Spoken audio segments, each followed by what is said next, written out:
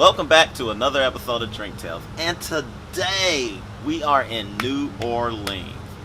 And we've been running around a lot since we got here. Yeah. Been to a lot of great bars. A lot of great restaurants.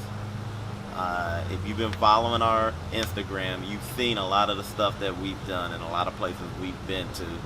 But one thing we didn't post on Instagram was a bit, well, I wouldn't even call it a journey. It was a whim. Exactly. And that was to find this. The Legendre Ojen. So, why don't you tell us a little bit about what prompted this search? So, it was something that I had set upon doing, like, I want to say a year ago, when we thought we were going to New Orleans in 2020, but boy, time made fools of us all. And so I had largely forgotten about it until literally we were in the Airbnb and we were talking about, what we want to showcase and whatever, or where we wanted to go. And it popped in my head that I wanted to try to find this stuff. So we searched around to some liquor stores, and we finally came upon one liquor store in the French Quarter that had the stuff, but they only had one bottle left. So the lady held it for us at the front desk until we rushed over there to get it. And trying to speed anywhere or get anywhere fast in the French Quarter is just something that's not going to happen. So here we are, we have it. And in case you don't know what this stuff is, it's a herbal liqueur, anise flavor, was made in Spain back in the 1800s, and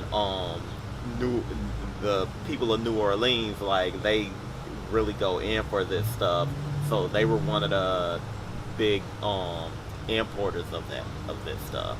That was one of the places that was trying to get this stuff a lot from Spain. Then in the 1990s, the company that made Ojen, the original Ojen, they closed down. So all of their stock was bought up by, I want to say the Sazerac company, I believe it was. It was bought up, and they sold the last of it. When they bought it up, they sold the last of it like in 2009. Then Ojen was lost to time for like 7 years or something like that. Then back in 2017, and I forgot who it was that recreated it from the ground up, but they were able to recreate the Ojen, and that's how you get this stuff. Legendary Ojen, or Ojen Legendre, is that what it's called? And that's how you get this stuff. So Ojen is back on the market. You can only get it here, but also there are other places. For some reason, Texas has it. Texas, Washington, California, and I believe Chicago. I know that's a weird selection of places, but yeah, Atlanta doesn't get this, so oh well. We're bringing it back to Atlanta. And that would explain why everywhere we went it was sold out. Because I think it's really popular. Even the woman in the liquor store said, we sell out of this stuff a lot, and I don't understand why. She doesn't know what the draw. She didn't know what the draw was. Tourists that wants taste of New Orleans, licorice flavored cocktails and stuff like that are a delicacy down here. That's why you get stuff like the Bouquet and the Sazerac and all of that stuff. So, reading, this is produced and bottled by the Legendre Company in New Orleans. 42% liqueur. I'm sorry, 42% alcohol by volume, 84 proof. So this is pretty strong. On the back, they even have the Ojen cocktail, the recipe for that, which is just 2 ounces of Ojen, 1 dash of pecans bitters, 1 teaspoon of sugar, ½ ounce of water. Combine all ingredients in a shaker with ice, stir, and strain into a cocktail glass. Sounds like it's just drink Ojen. Drinking Ojen. So we're going to be tasting this. See what we got here. See what we got going on. I'll leave that up to you. But yeah, we've been in a lot of places. We got some video too that you guys will be seeing here and there throughout this episode. Us walking the. Oh wow, that's vintage licorice. Like, oh yeah. Know the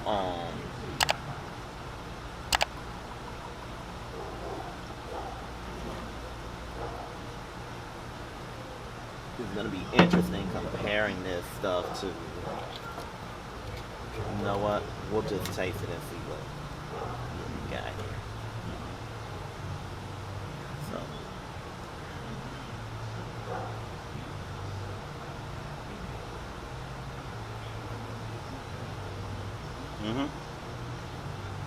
This is basically a black licorice liqueur, like straight up. Silky smooth. It is very smooth, but it's straight. If you do not like black licorice, probably shouldn't be drinking this straight up. In cocktails, I'm sure it's fine. Very sweet too. I wasn't expecting it to be so sweet, which is crazy that the Ojen cocktail is sugar. It has sugar in the recipe, but I wasn't expecting it to be that sweet. So by comparison, because there are 2 other spirits that we've had lately that have a licorice taste or tasting note, as it were, and that would be the Kumbe that we reviewed a while ago, and even further back, all the way in, I want to say May, is the second batch of the, you know who I'm talking about, Mama Joanna. Compared to those, like, this is really strong. The licorice flavor is really strong compared to those others. The Mama Joanna, the Candela, that's subtle. It's an undertaste.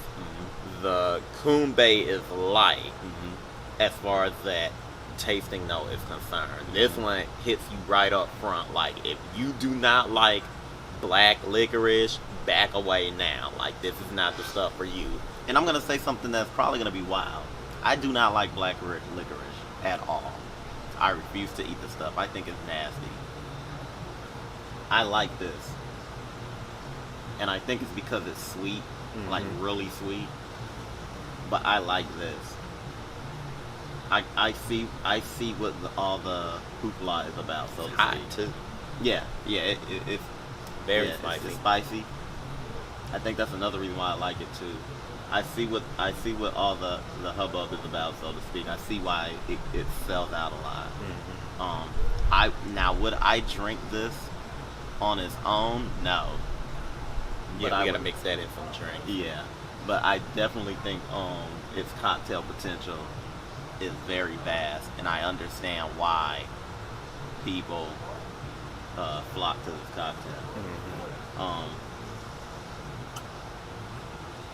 Now, this episode's coming out on a Saturday, which usually breaks our schedule. Well, it's not even coming out on a Saturday, now that I think about it, because if you're watching this episode is probably coming out on Sunday. But were you going to try to make a cocktail with this? If not the next episode, then maybe the episode afterwards. Okay. Because the next episode will be back home. And we'll probably do like a wrap up or whatever. Like the schedule for our next couple of episodes is kind of gonna be up for debate. but I will try to make a cocktail out of this. While I don't have some ideas offhand, I know where I can find some ideas. It's just that I don't have a definitive answer for what I want to make as far as the cocktail is concerned. So it may take a little bit before I put out a cocktail episode for this one. Okay. What would you rate this? 8.5 out of 10. I think I'm gonna go with a straight 8. Okay. Yeah, I think I'm gonna just go with a straight up 8. Like I said, it's good. I couldn't drink this just straight up on a regular basis, maybe every once in a while, but I could definitely drink it in cocktails. I definitely think it's a liqueur that works best in cocktails. But with that said and done, we've been enjoying ourselves in New Orleans. The city, as always, has been very hospitable. Met a lot of great people, been to a lot of great places. Exactly. And with that said, that'll do it for this episode of Drink Tales. Be sure to like and subscribe. Hit that bell so that you're notified of all content coming to the channel. Also, check us out on Instagram. Check us out on Twitter. Check us out on Facebook. And what else we got?